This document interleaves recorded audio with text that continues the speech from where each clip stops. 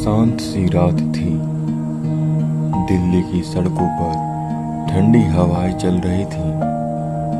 राघव अपने ऑफिस से देर रात निकला था, थका हुआ, लेकिन मन में कुछ बेचैनी सी थी। तभी उसके मोबाइल पर एक कॉल आई, अनन्या कॉलिंग।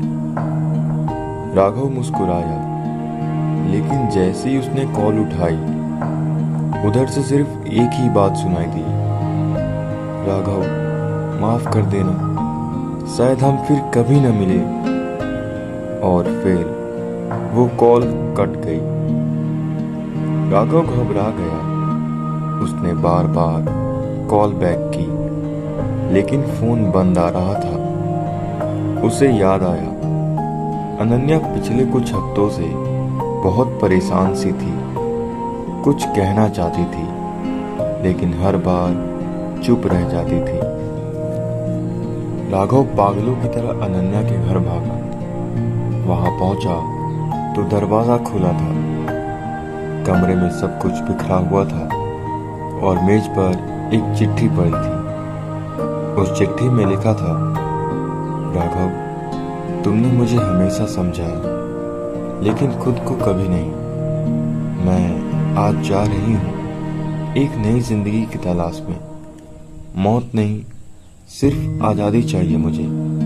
शुक्रिया कि तुम थे। राघव की आंखों में आंसू बहने लगे। वो ना तो उसे रोक पाया, ना ही समझ पाया, लेकिन उस रात उसने एक फैसला लिया। अब वो सिर्फ जिएगा नहीं, जीना सिखाएगा।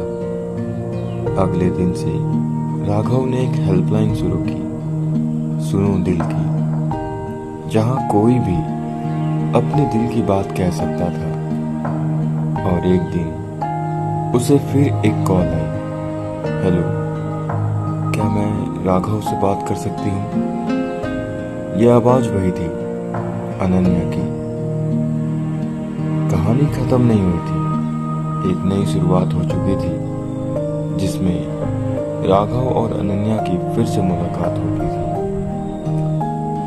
कभी कभी बिछड़ना ही मिलने की शुरुआत होती है।